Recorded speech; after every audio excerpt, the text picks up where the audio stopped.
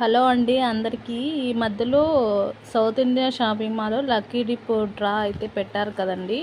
అప్పుడైతే నేను ఒక శారీ అయితే తీసుకున్నాను. 500కి తీసుకుంటే కూపన్ అనేది ఇస్తామని చెప్పారు. ఏదైనా లక్కీ డ్రా తగులుతుందేమో అనే ఆశతో అయితే నేను ఈ శారీ అనేది తీసుకోవడం జరిగింది. మీకు చూపిస్తాను ఇప్పుడు శారీ ఎలా ఉంది అనేసి.